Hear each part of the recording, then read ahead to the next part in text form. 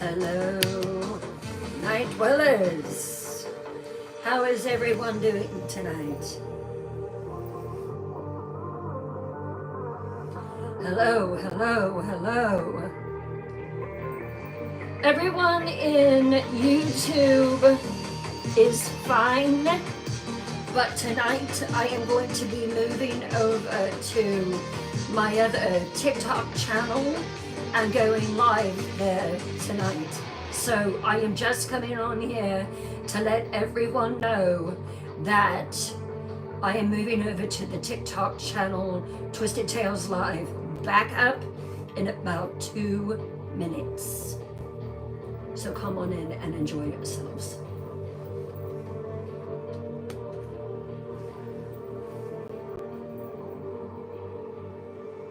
Are you ready? Hello, hello, hello. I was just letting everyone know that I am going to be moving over to the other TikTok channel in about 2 minutes. I'm only coming on this one just to let you know where I'm going to be. So if you haven't joined me on there, you might want to.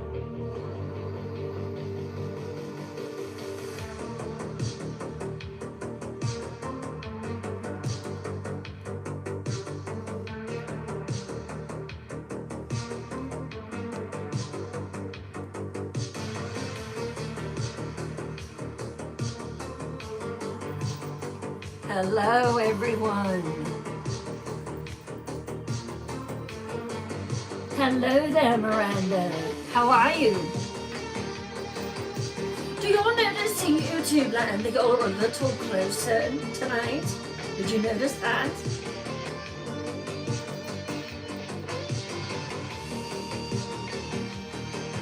Welcome, welcome, welcome.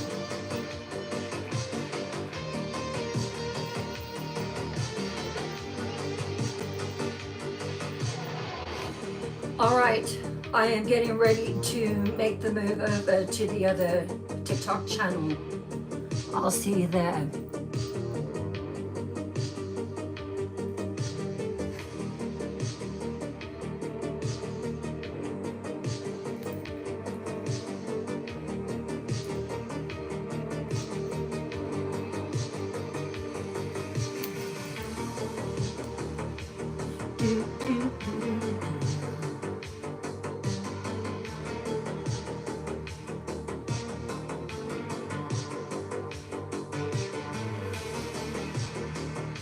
There we are.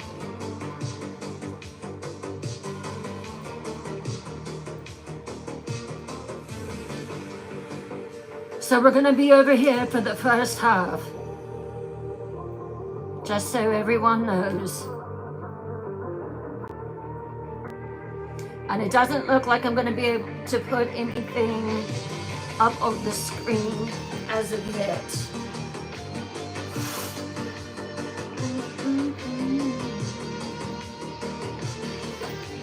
I just had to have this fan. There's no way around it. Oh, I'm going to burn.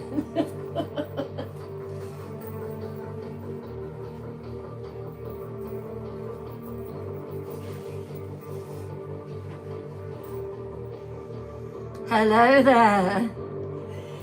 There you come pouring in. How is everyone doing tonight?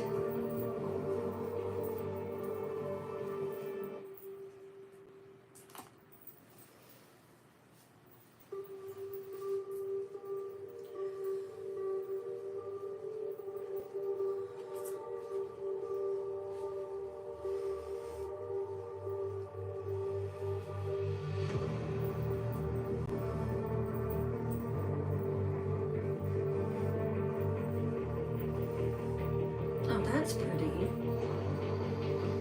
Hello, hello, hello. Welcome to Twisted Tales Live. I am your host, the Night Queen.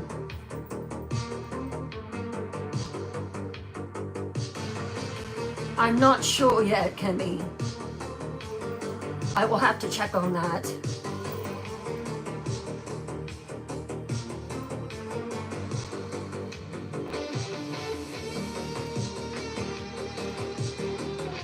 I am looking.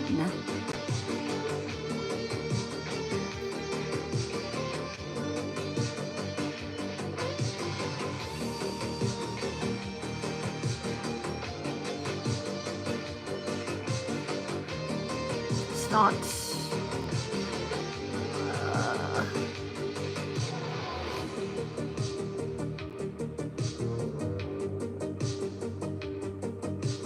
It's not finding any of you. Why not?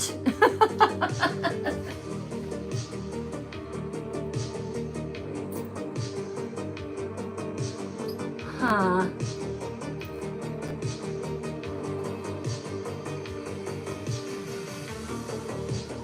I guess I'm gonna have to do it.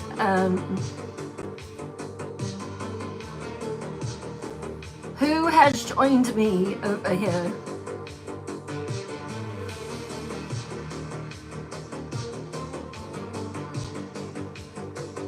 Yes, I know. I'm trying to figure out how to do it.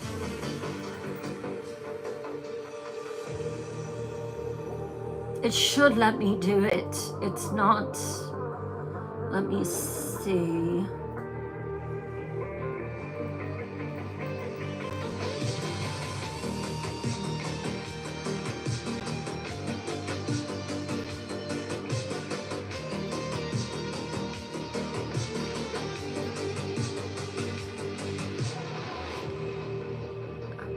Okay. XJ is added. Let me see who else I see.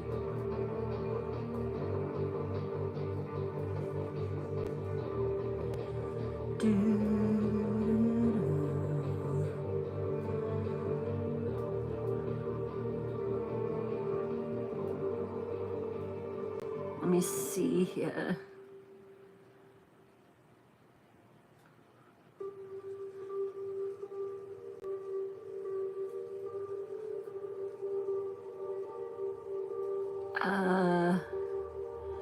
Right now, all I have in there is XJ. Let me see. Oh, you know what? Let me do this.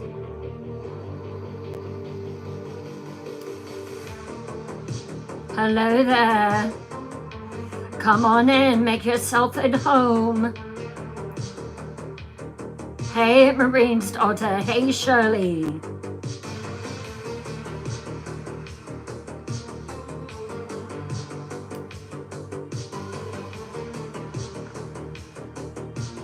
Where are my moderators? No.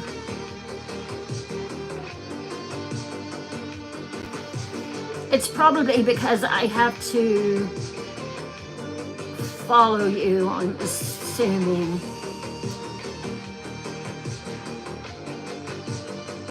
I've got XJ.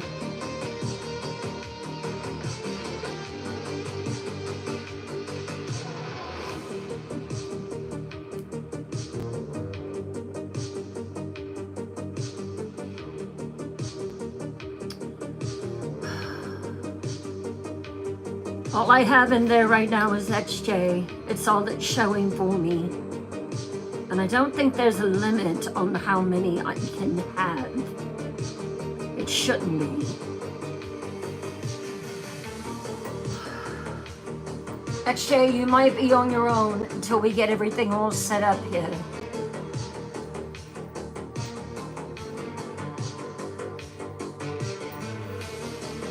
Thank you, Miranda.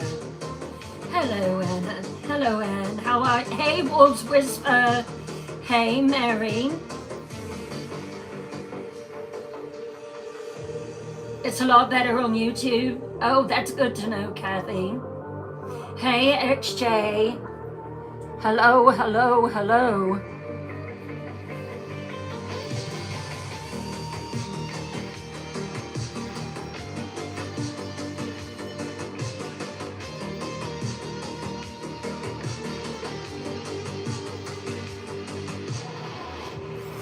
Tonight's stories, oh my goodness. I wish that I could have found something that would not be so bad, but we have to cover the bad ones too.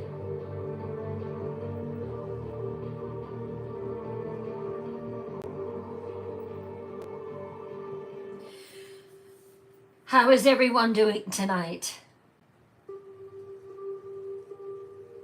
Martha, it is Twisted Tales Live. I had to look. Hold on. I think it's Twisted Tales Live Backup, but it's like BKUP, or you can also try looking up by Britain's Writing Tips as well. Come on in, let's start sharing the live on TikTok.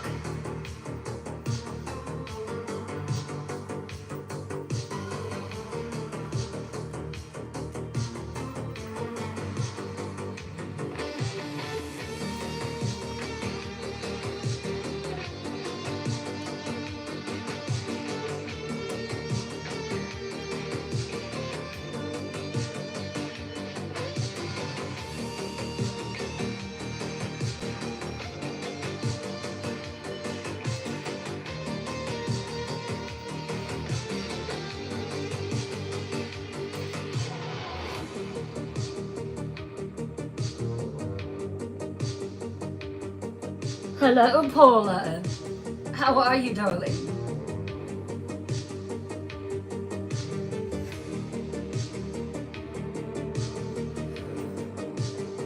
I will have everything all worked out for tomorrow night.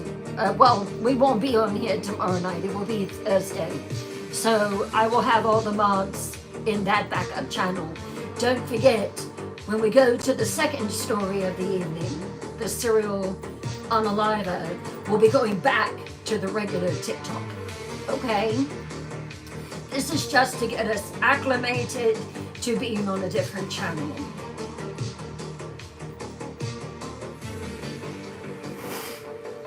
And I'm going to start here at 8:20 to give everybody time to find it.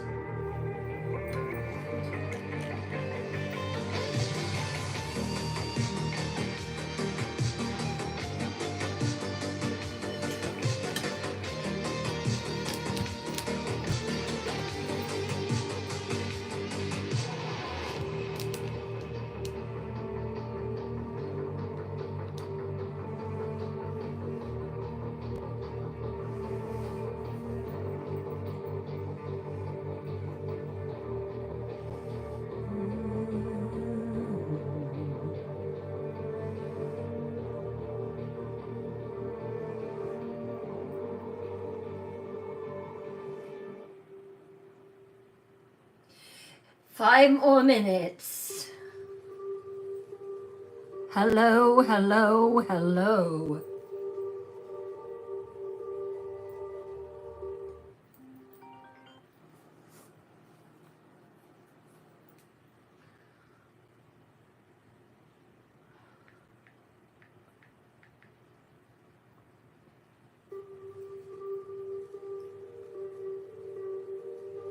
XJ, I have you set. You are the only one that I could find.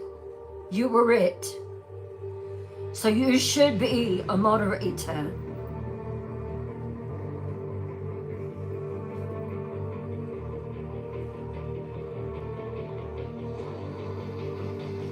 Yeah, you're the only one.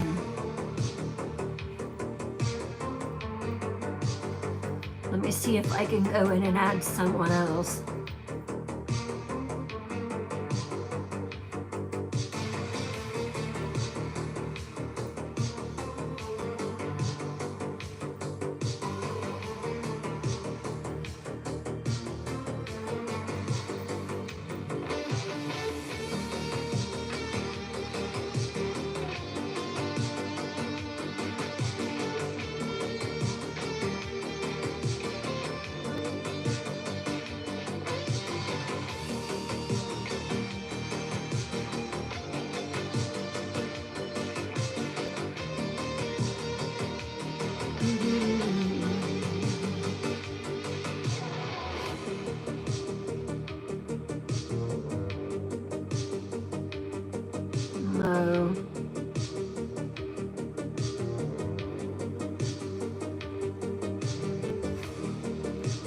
It will have to wait till tomorrow.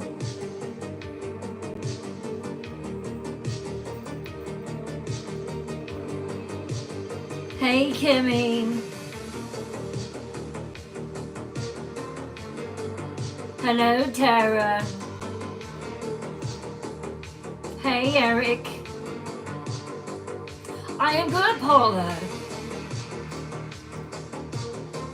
We'll get it all figured out. I'll have it all ready by tomorrow.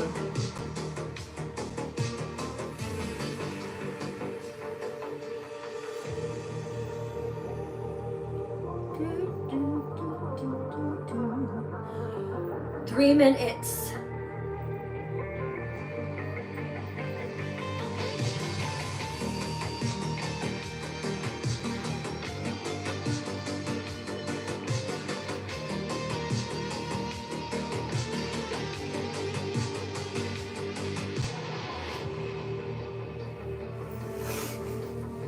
I have this one stray hair that just won't stay put.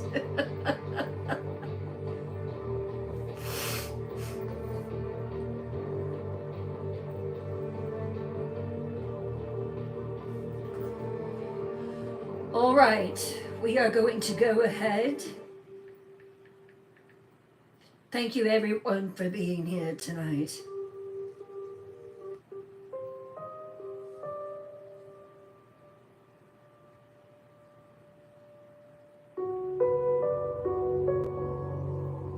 Tonight is one of the most favorite nights on Twisted Tales Live.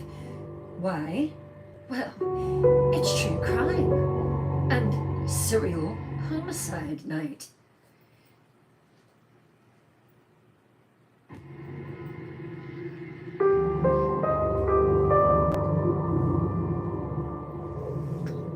I will warn you,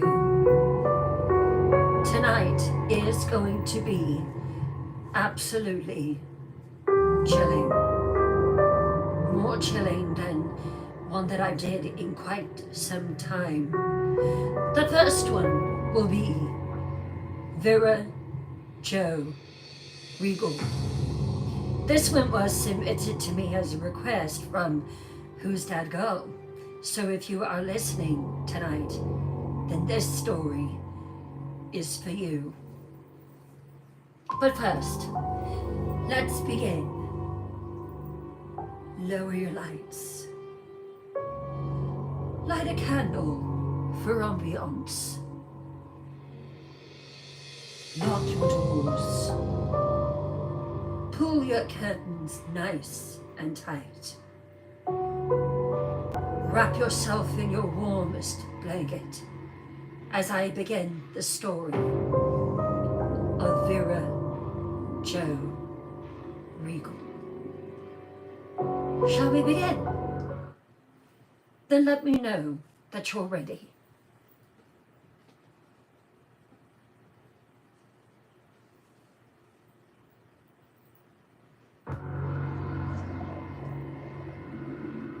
How is the music? Let me know in the comments.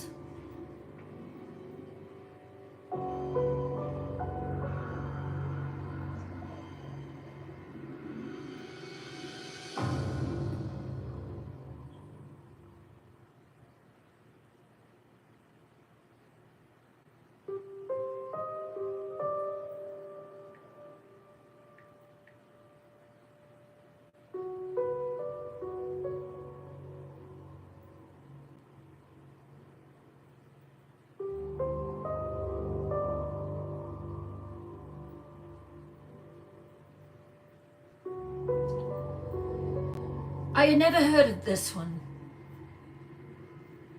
I had never heard of Vera Jo Regal. Have you? Have you heard of this terrible true crime?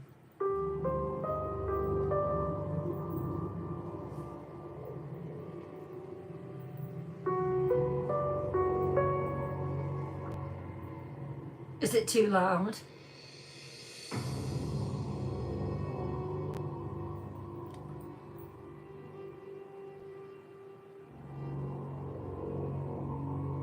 Hey, Ruby.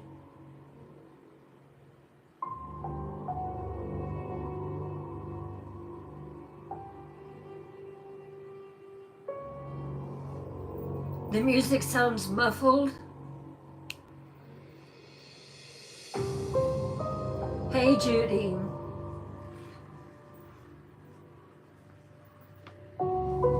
I'm not sure why. It's the same way it is every night.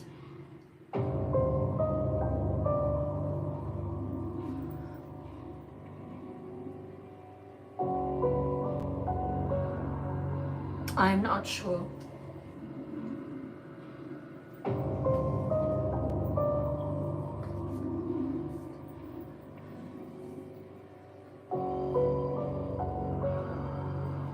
Can you hear it now?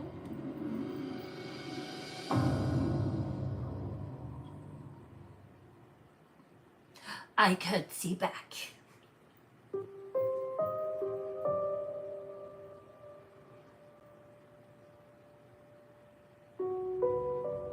Why, thank you.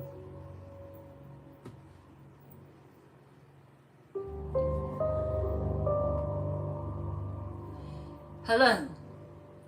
Can you hear me?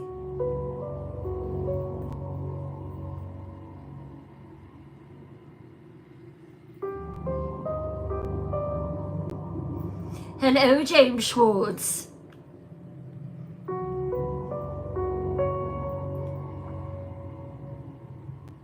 You can't hear my voice. I wonder why not.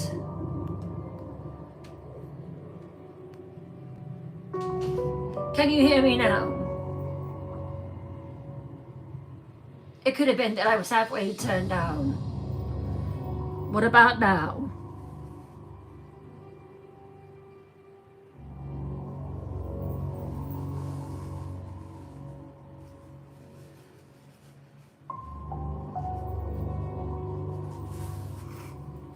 Can you hear me now? I don't know why. The volume is up completely.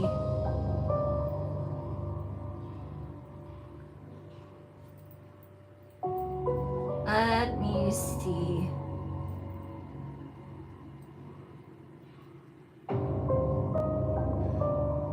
Hang tight.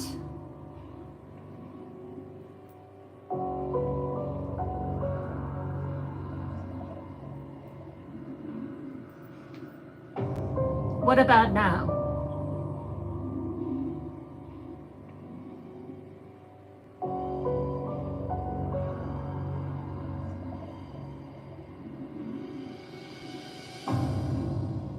Hello, Mad Granny. How are you? Yeah, I don't know. It says there was a great signal. Well, I don't want to start the story if you can't hear me. But you can hear me in YouTube.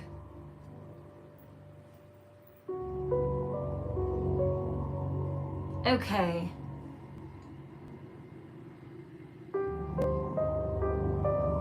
You can't hear me at all.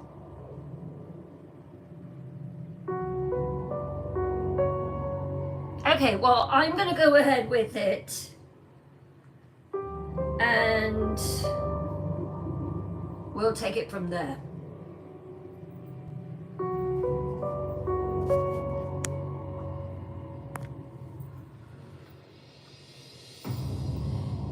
In the blue-collar town of Findlay, Ohio, where quiet streets wrap around tired homes,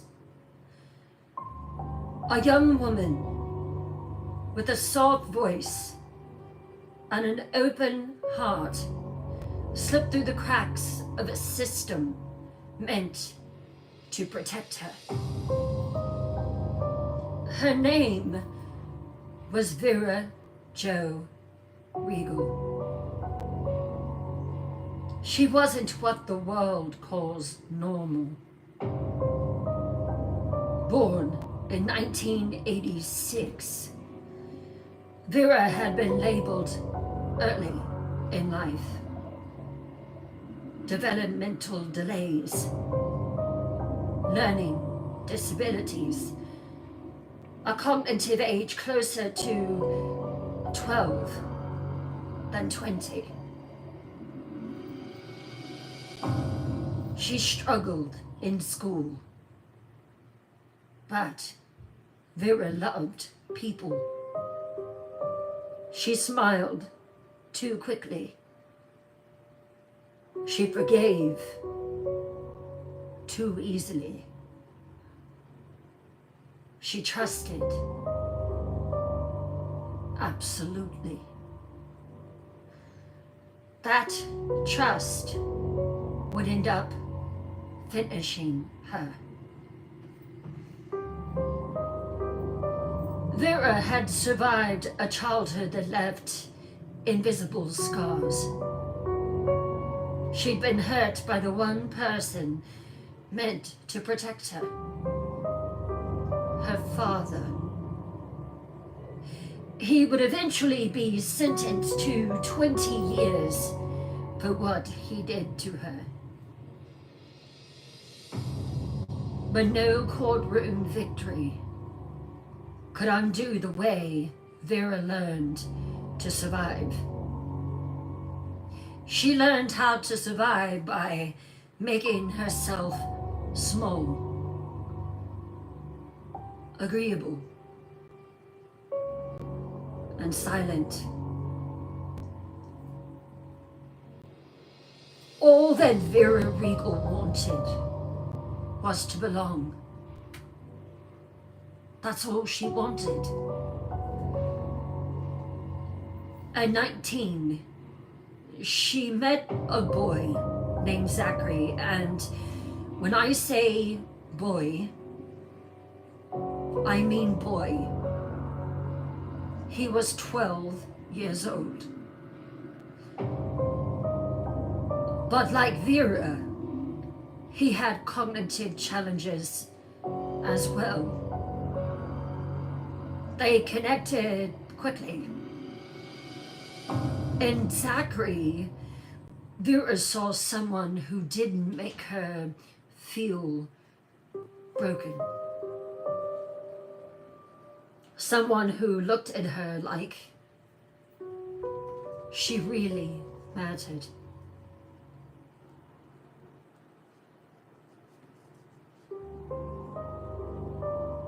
But poor Vera did not know the danger that she was walking into.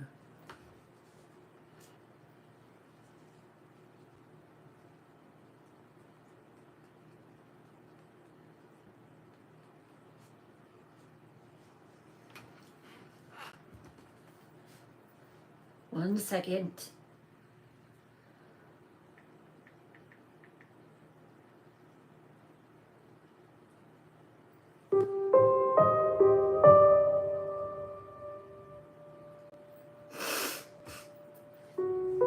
She didn't know the danger that she was walking into. Zachary lived just a few blocks away at 300 Center Street.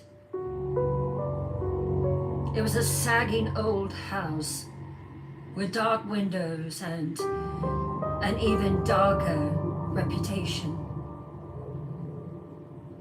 The neighbors had their whispers. No one stayed long. People avoided eye contact with the woman who ruled that house, Sherry Brooks, known to some by the nickname Sugar Babe.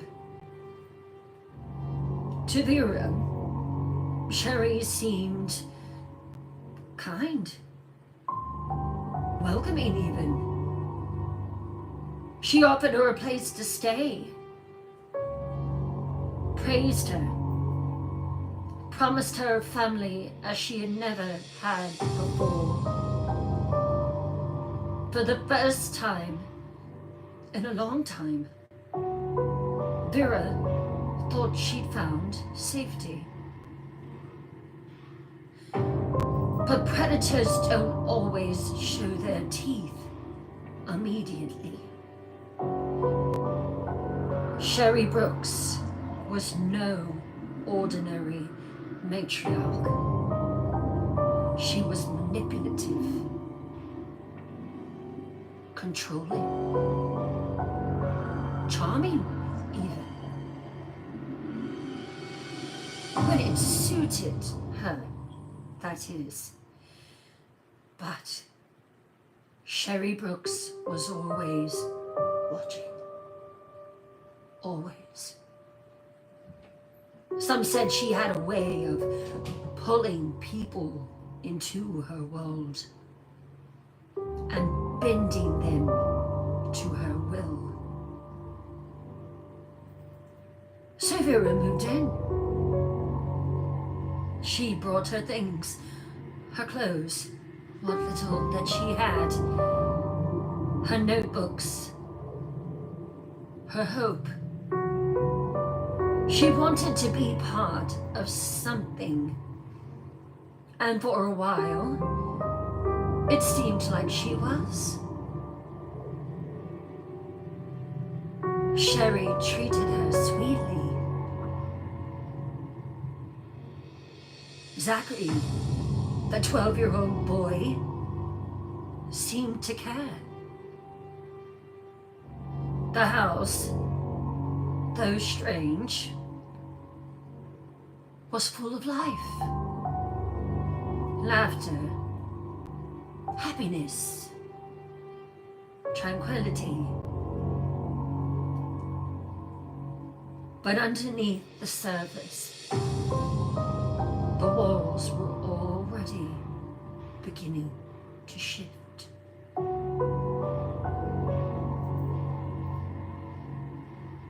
Because Sherry didn't want Vera as a daughter-in-law. No. She wanted something else.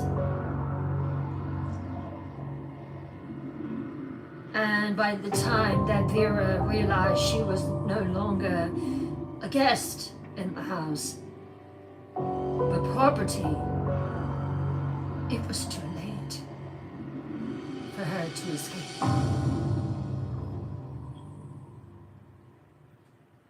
Chapter 2. The house that ate the light. No, Sherry did not want a daughter-in-law. She wanted a child, a little girl. 300 Center Street didn't scream danger from the outside.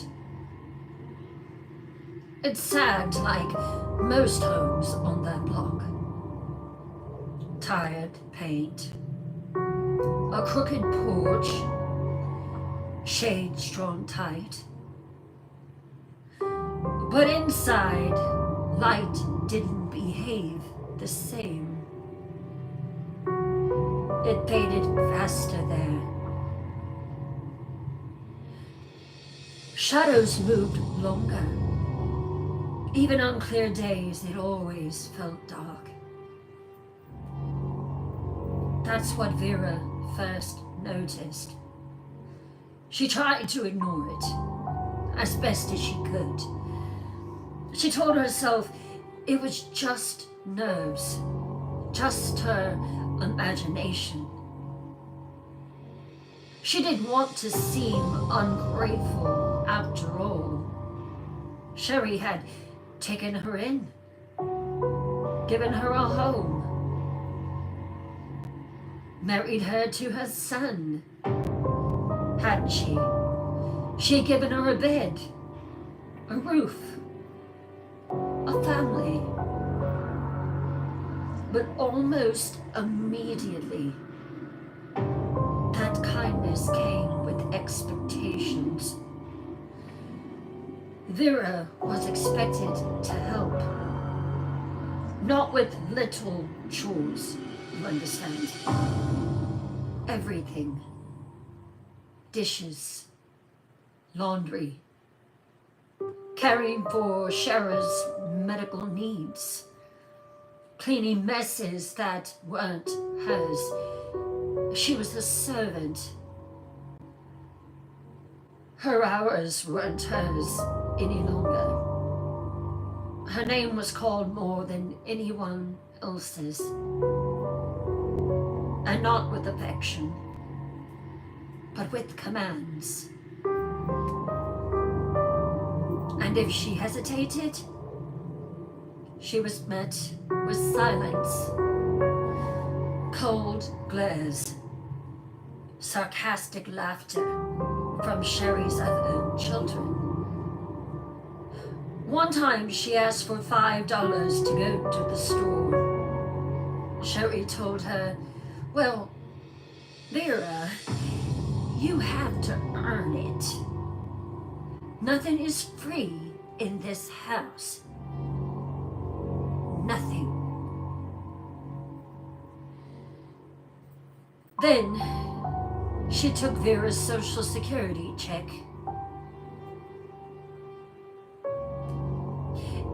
"You're never gonna make it on your own. You don't need this," Sherry said calmly, like it was a fact of life. "You should be glad someone even wants you. Not many people would. You should be grateful that I let you stay here in my house." That line was repeated in Vera's head for weeks. You should be glad that someone wants you. Nobody else is going to be good to you like I am.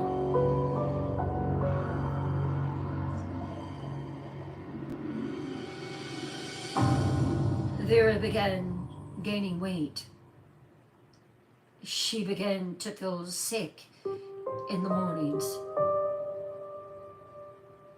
When Sherry found this out, she was very happy. Could it be?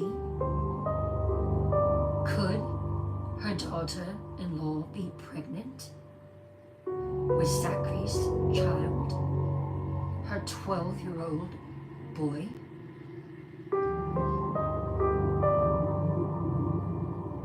It was confirmed. Vera Jo Regal was pregnant.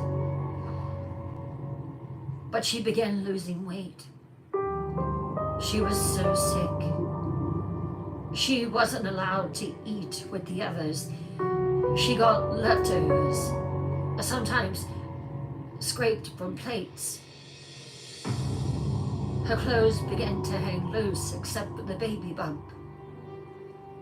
Her eyes stopped meeting other people's.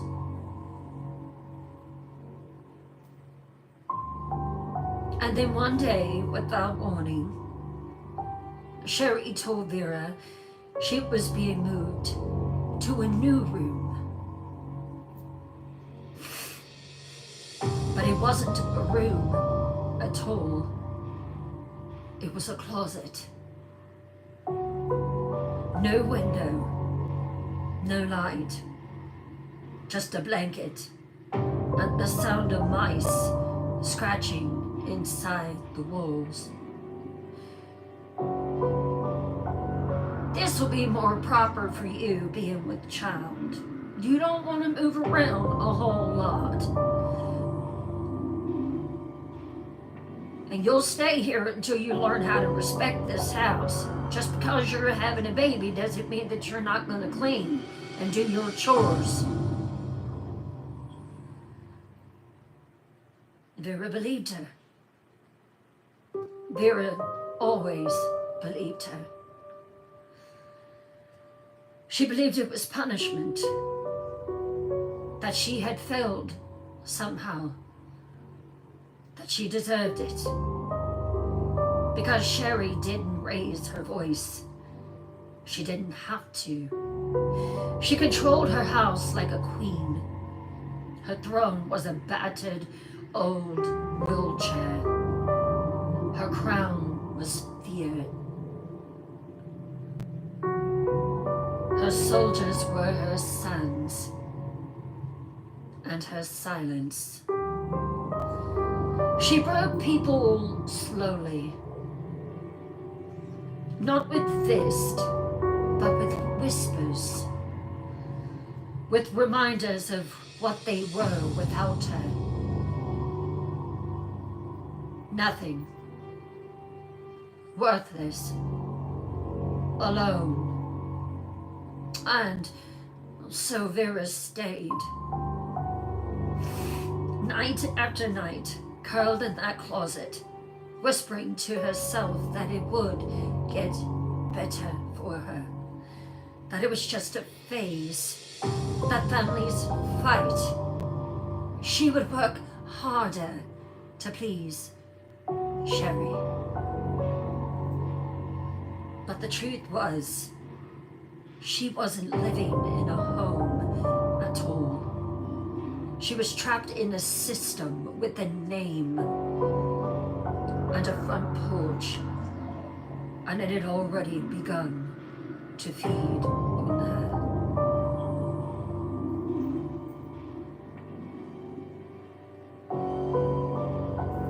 Vera Jo was happy that she was pregnant, and as the morning sickness and nausea left, she began to feel better.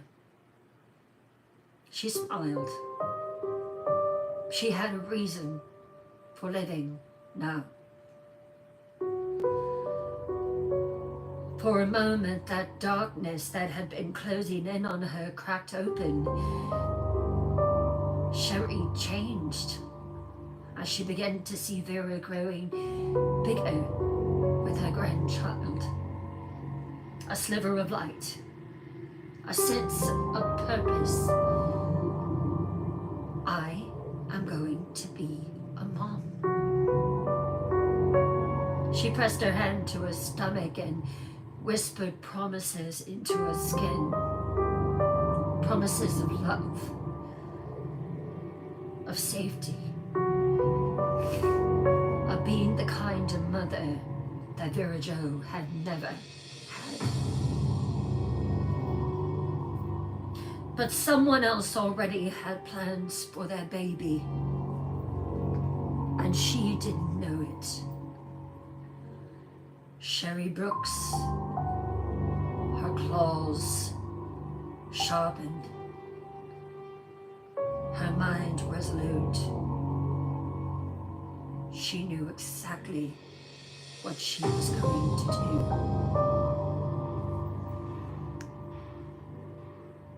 She had known about that pregnancy before Vera did.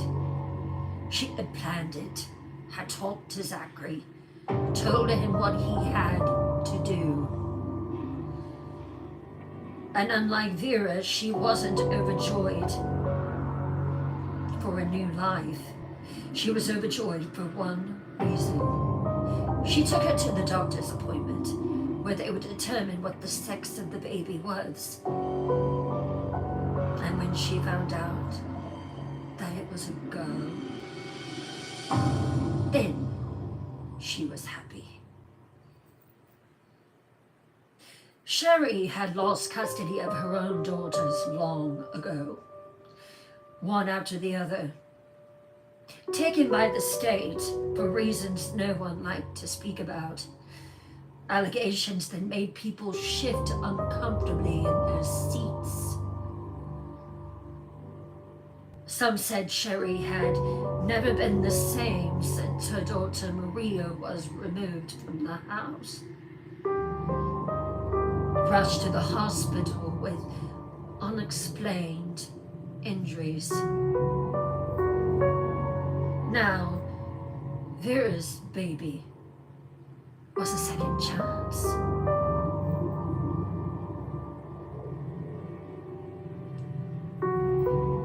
Sherry didn't hide it. She picked the name. This little girl's name is going to be Willadine.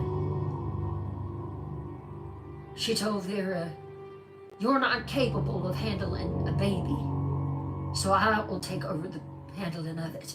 I will be this child's mother."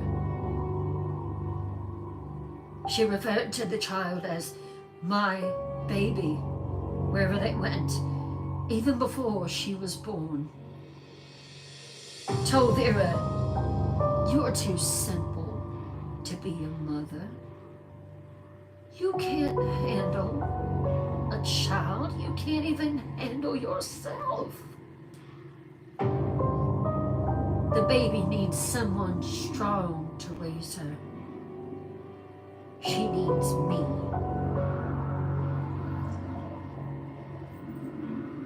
Vera tried to argue at first, her motherly instincts kicking in. But arguing with Sherry was like fighting smoke. You could swing your fist all you wanted, but she always slipped around you. Cold, calm, smiling. And then the manipulation began. "You don't have to sleep in the closet right now. We found you a bedroom that you can sleep in. I told one of the boys he could move out, just so you have room. You want that baby to grow up in the system, Vera Jo? You can't even care for yourself, much less care for a baby.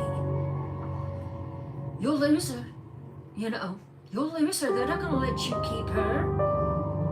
You might as well just hand her on over to the state right now." The words cut deeper than any slap that Sherry could deliver. And then came the castor oil. Sherry handed it to Vera with that same fake sweetness. She told her it would help the baby to come. Vera again tried to argue with Sherry. "My baby's fine. I don't need it to come any earlier." "What do you know, you simple girl? You drink this exactly like I told you to. If you leave Willadine in there too long, something's gonna happen to her and she's not gonna be healthy. And that will be on you." So Vera drank it. She didn't know better. She just wanted to do the right thing. That was all. That was all she ever wanted to do.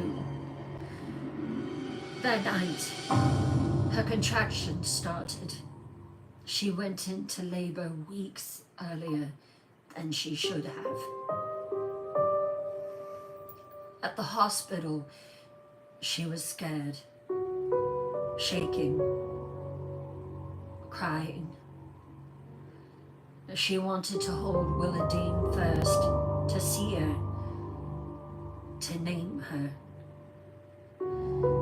But Sherry was already there beside her, waiting, just like a spider, demanding that the nurses hand her the newborn before Vera could even catch her breath. "She's not capable of holding her own baby. Give her to me and I'll take care of her. I'm the one that's going to be raising her anyway. I'm the one that's going to be buying her formula and diapers." Vera was too weak to fight. When she returned home with Willadine, nothing was the same. Sherry took over completely. She wouldn't let Vera hold the baby for long. Wouldn't let her feed her unless it was supervised. Told visitors that she was the child's mother. When Vera tried to push back and say something, she was met with threats.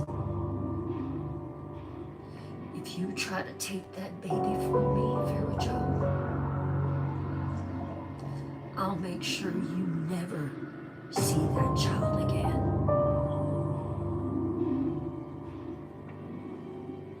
And could. She had control of the house. She had control of Zachary, who was now 13, of the paperwork, of Vera's money. She took her social security check every, month.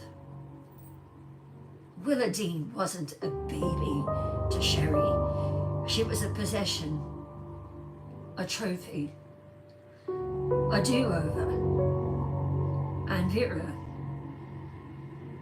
she was just the cradle, now empty, now chained. Back to the closet, Vera went. It was a sentence. No light, no window, no airflow. The door didn't lock with the key. It jammed. Sometimes they wedged it shut with the chair just so she couldn't get out. Other times they just slammed it hard enough to let Vera know, you better not try to get out. The floor was rough. The ceiling was low. They didn't even get this poor girl a mattress. Just a soiled, nasty blanket. There was no pillow, and the blanket was scratchy. It smelled like mildew and rot. This was Vera Jo Regal's room, a young woman who had just given birth to a daughter. Why? Because Sherry said so. It started after Willadine came home. Sherry grew increasingly territorial. Every time Vera tried to parent her own child, Sherry found a reason to punish her. She would push her away. One night she pushed her to the floor. Her daughter was crying for her.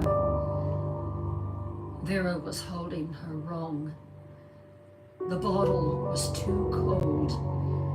Her tone was too loud. You give me that baby.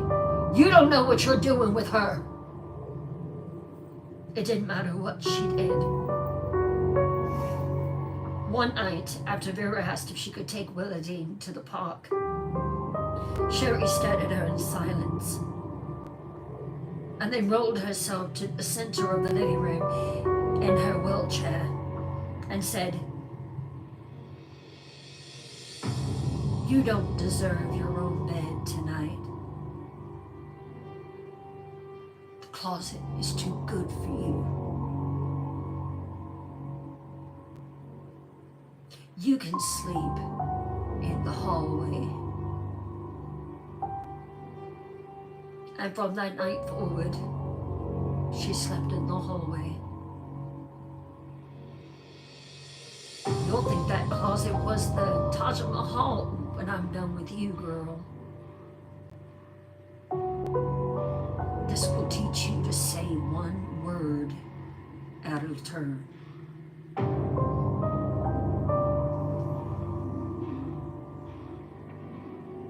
So the closet became the punishment. It was control, a tool, a message. You will only go back to your closet if you obey me. You are not one of us. You are less. You are furniture.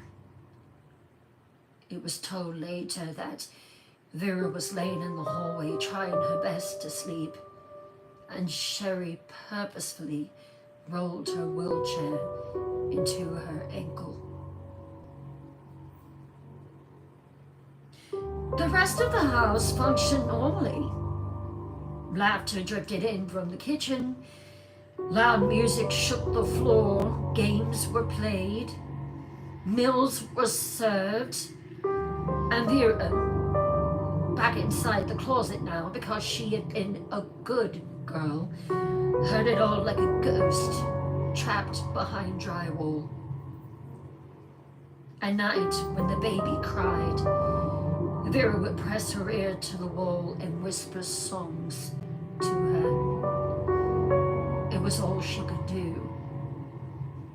But Sherry knew that too.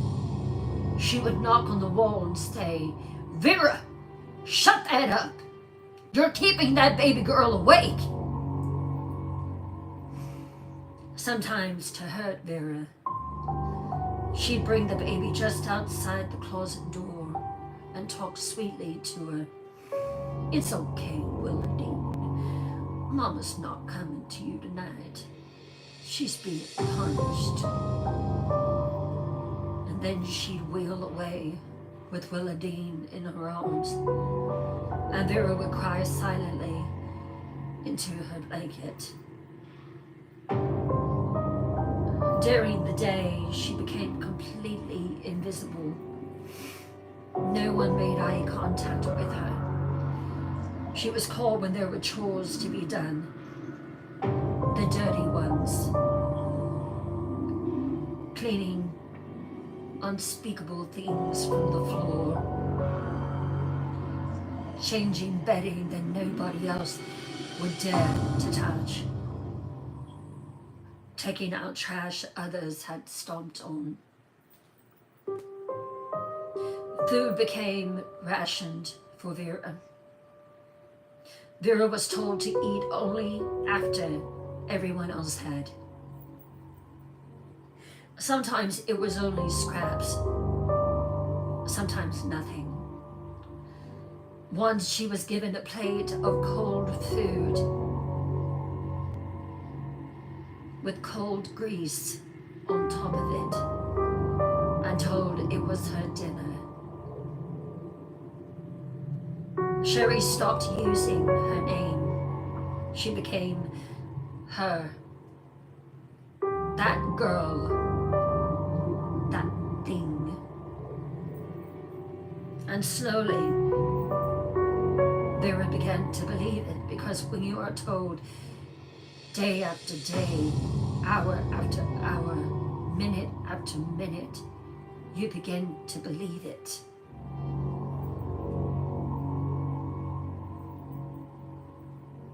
Chapter 5. The Candy Bar.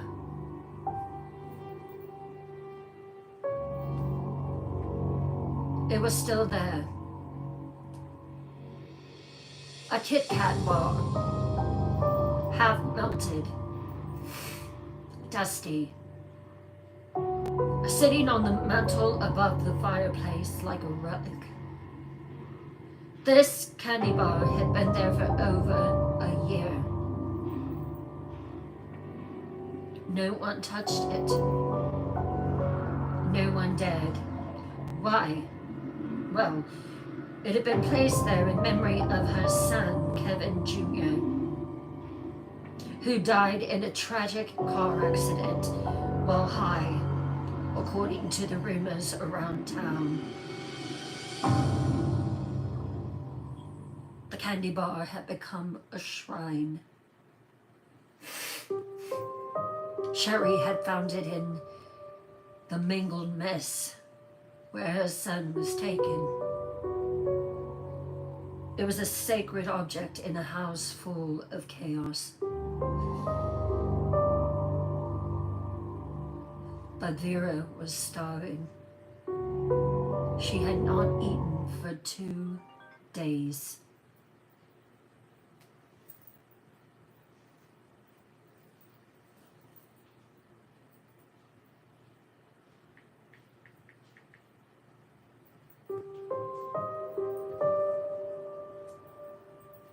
The family had had spaghetti the night before. We're doing it on the other TikTok channel.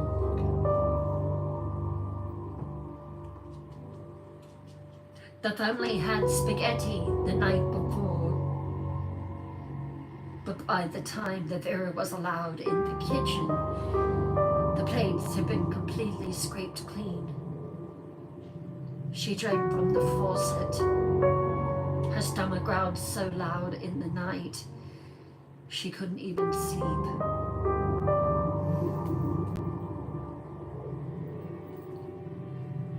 So Vera walked into the living room. She stood in front of the fireplace. She looked up onto the mantel. She stared at that candy bar. Stared at it for a long time. She told herself, I'll only take one bite. Just one. Maybe no one would notice. Maybe no one would care. It was old, covered in dust.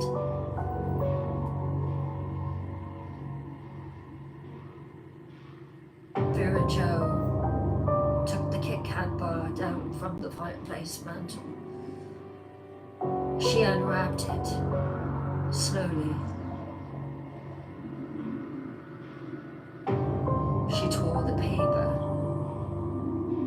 She took that single bite. The chocolate, the caramel, tasted like heaven on her tongue. And everything changed. A girl named Gina, who had once lived in the house and still visited often, saw Vera do it. She didn't say anything at first, she just stared with her mouth gaped open.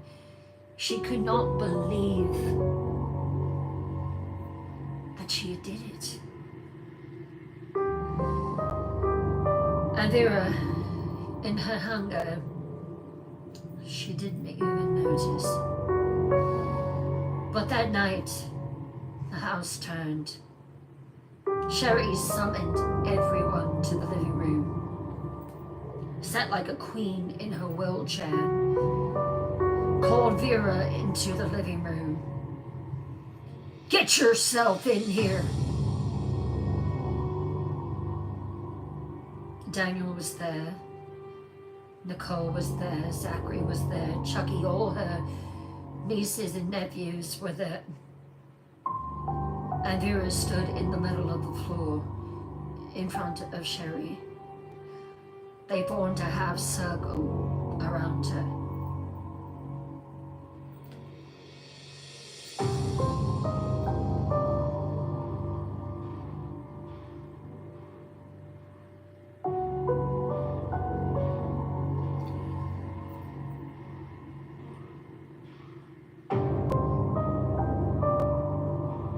You stole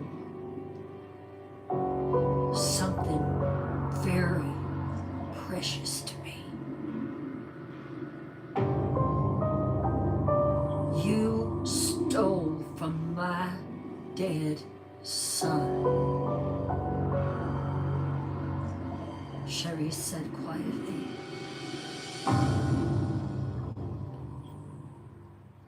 Vera's lips parted. Her whole body began to tremble. I didn't mean to do anything bad. Sherry slammed her fist on the armrest of her wheelchair. You are nothing but filth. Vera looked at her husband, Zachary, the 13-year-old. He wouldn't meet her eyes. Nicole grinned and Daniel grinned. They cracked their knuckles. Nicole and Daniel were incarcerated for quite some time. They were known for being very mean. The verdict was already in. There was no chance for Vera.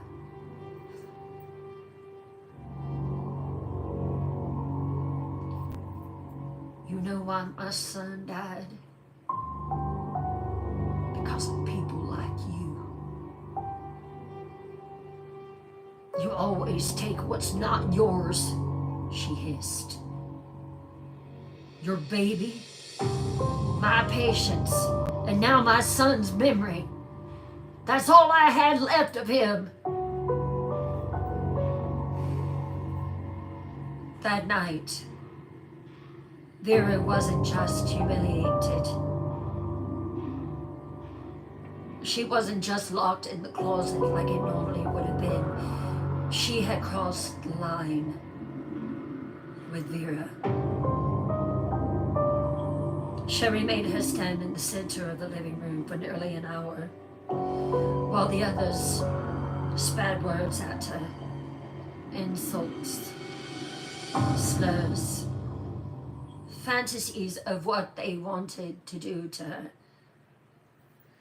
When they were done, she was shoved back into the closet without food, without water, without her name. It was never about the candy bar. No. It was about showing Vera that she had no place, no rights, no body, just a borrowed breath inside someone else's house. And from that moment on, with that one bite of that candy bar, that temptation, Vera would never be safe again.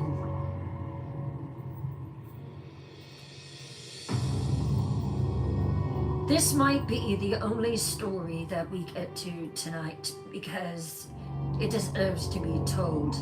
So what I'm going to do is I'm going to take a 5-minute intermission. I am going to leave this TikTok and I'm going to go to my normal one, okay? For those of you who have been watching over there, thank you so much. If you want to come in and hear the rest of the story, you can hear it on Twisted Tales Live. I will see you in just a few. YouTube, you stay right where you are.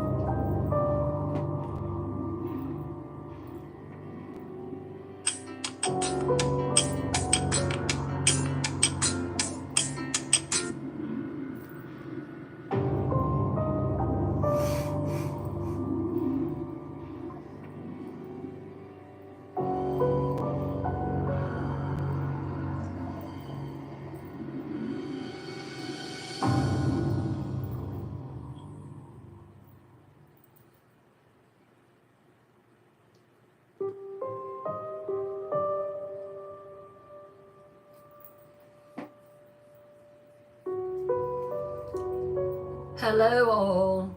Now I am back on the normal thing. I went over to Twisted Tales Live back up for about an hour, and now I am back on our normal page. So we're gonna take a 5-minute intermission. Everybody go do what you need to do, and then I'll be back in 5 minutes and tell the rest of the Vera Jo Real case. Have you ever heard of it?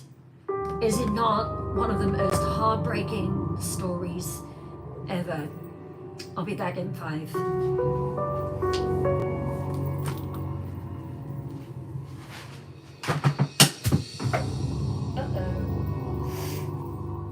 There went Edgar.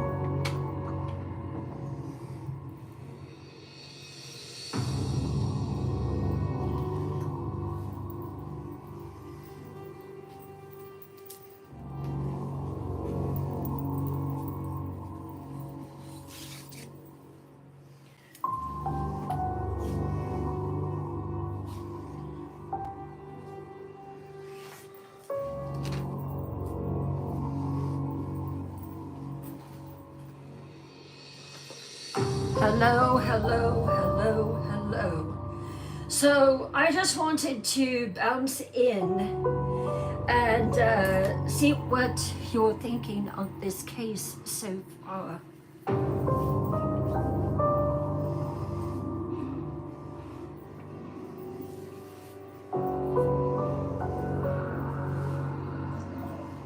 Truly terrible.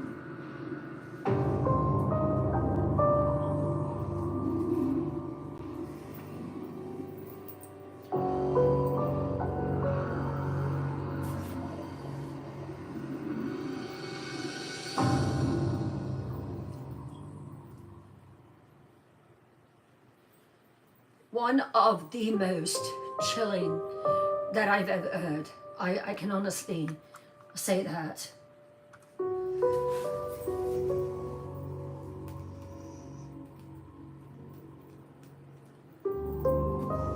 While we are taking a little bit of a intermission, I am going to show you the pictures of Virajo, and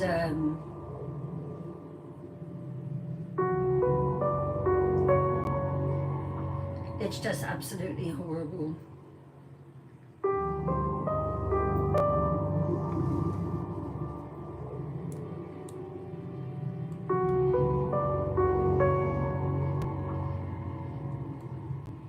There we are. Have you ever heard of this story?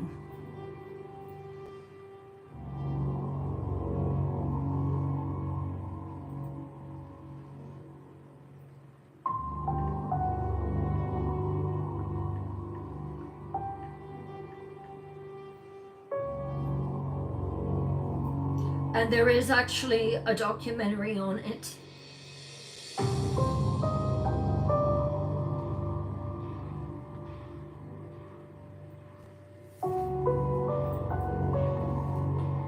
This is Virajo and her daughter Willadine.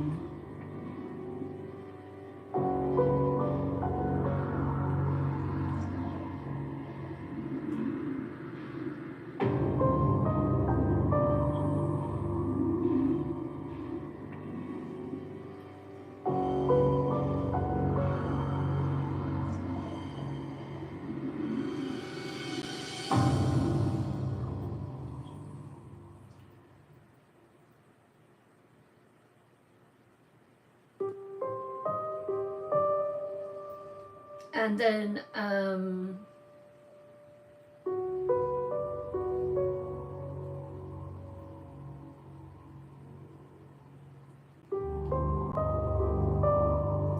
this was Zachary. He was 12 years old. 12 years old. 13 when Willardine was born.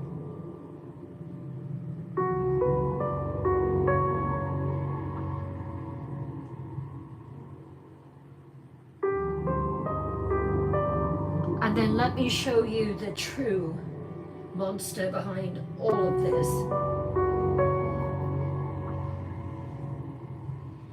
This is Sherry, y'all.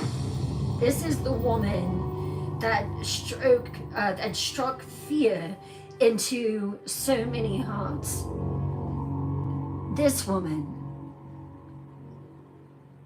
Sherry Brooks.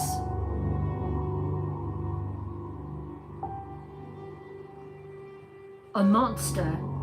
We haven't even gotten to the worst parts of this case yet.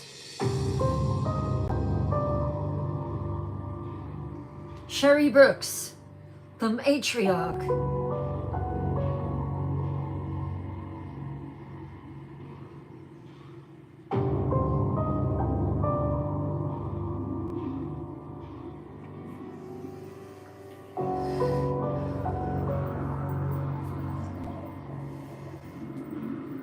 So now, have you heard of this case?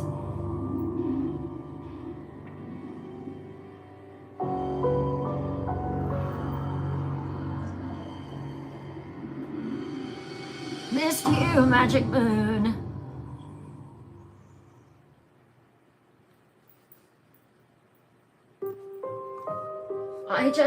I don't understand. Have not heard of it. It has to be TikTok then, because I don't know. I really don't.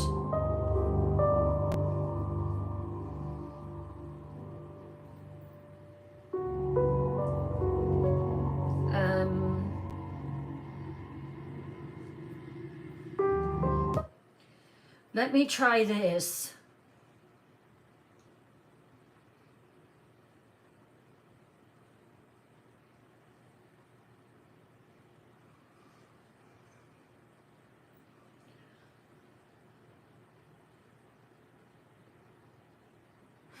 Yeah, it has to be TikTok. Can you all hear me on YouTube?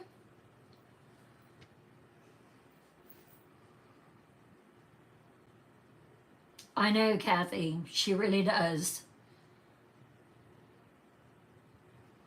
Yeah, so it has to be TikTok. I don't know. But,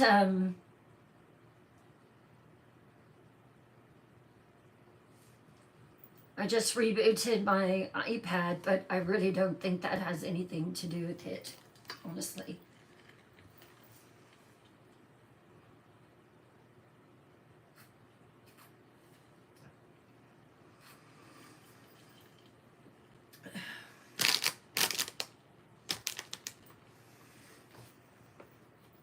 So let's see.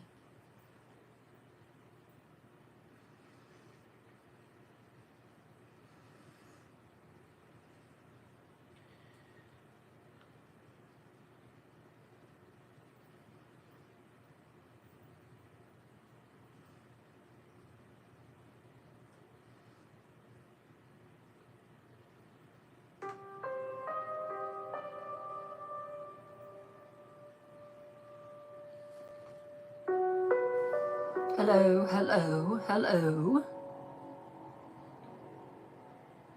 Hey, Leslie Marie. How are you?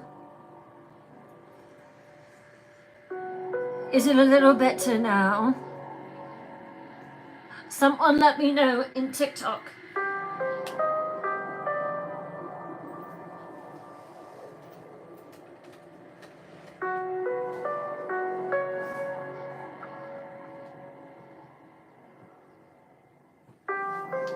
I don't have a microphone. A lot of people complained on it, so I just got rid of it. I was like, I'm not dealing with that anymore. Yeah, I don't know. I'm even closer than I normally am, so I don't know.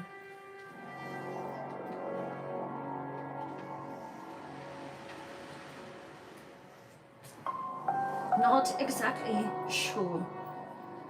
I'm gonna try turning off the live. and I'm gonna go back in. I'm gonna restart.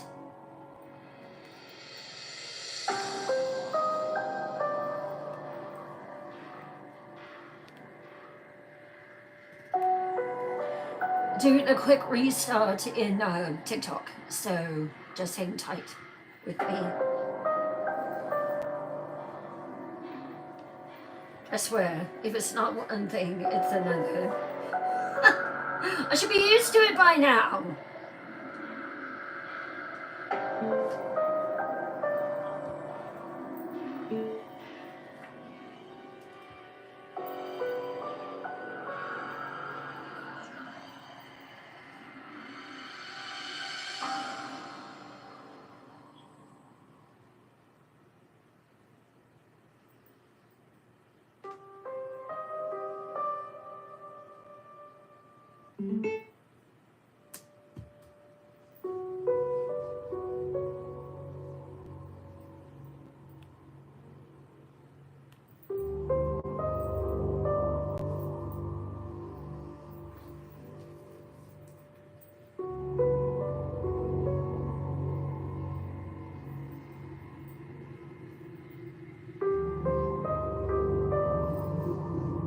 I think it's rebooting.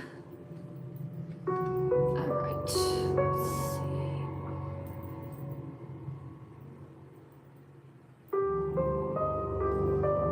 I have turned the world upside.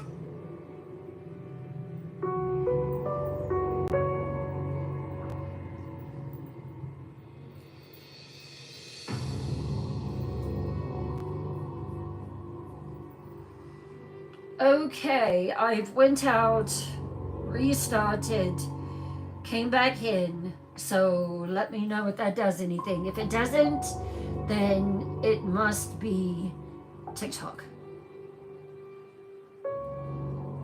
I did, XJ.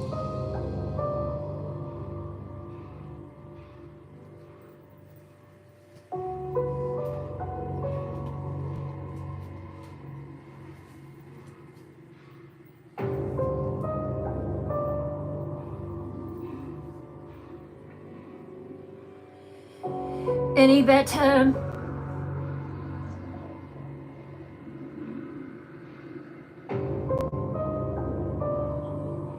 Let me know.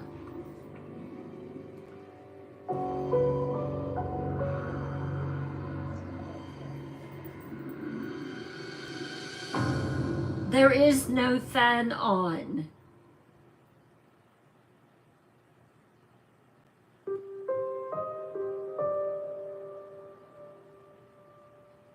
There is no fan. I don't know. I have no idea. The only thing I can suggest perhaps is go over, let me try this. Hold on. Let me go off of Wi-Fi and just try it through something else.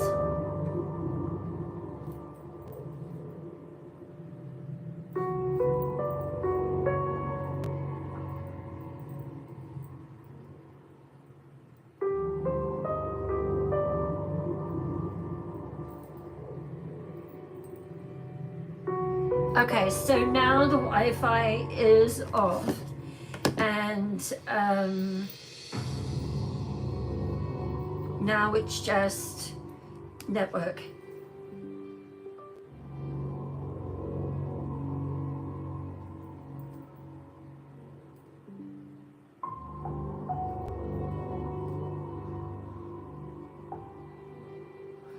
No, volume's good. It's turned all the way up.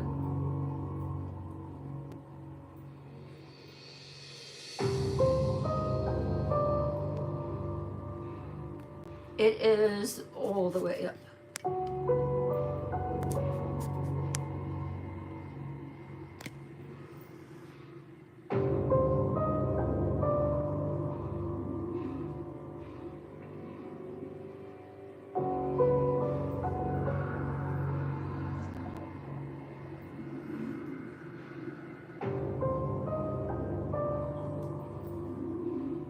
Hello, hello.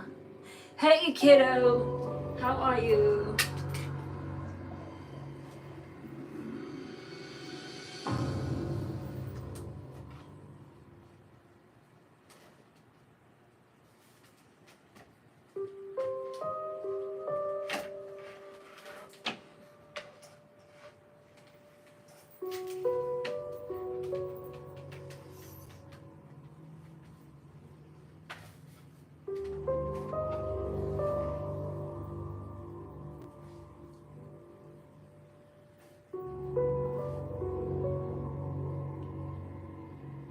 Any better?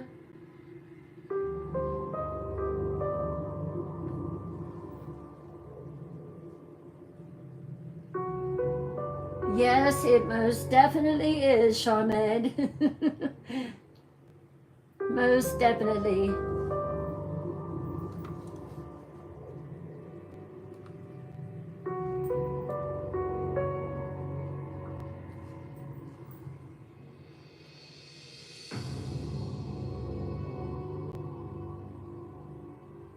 Yeah, I don't know. I have no idea.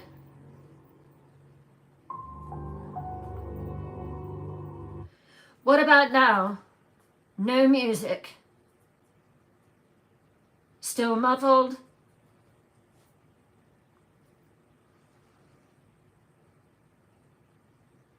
Hello?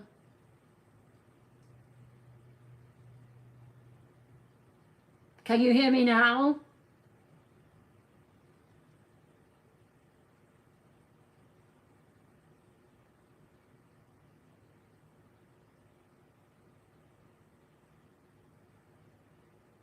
Yeah, I don't know.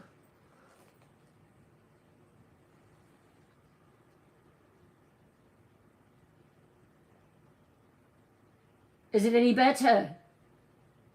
Hello, hello. Hello, hello.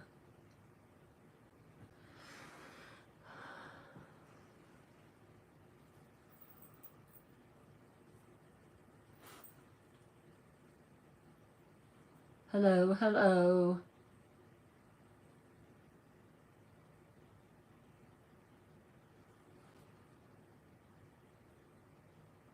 No, I do not. No, no, Julie. No headphones. Nope.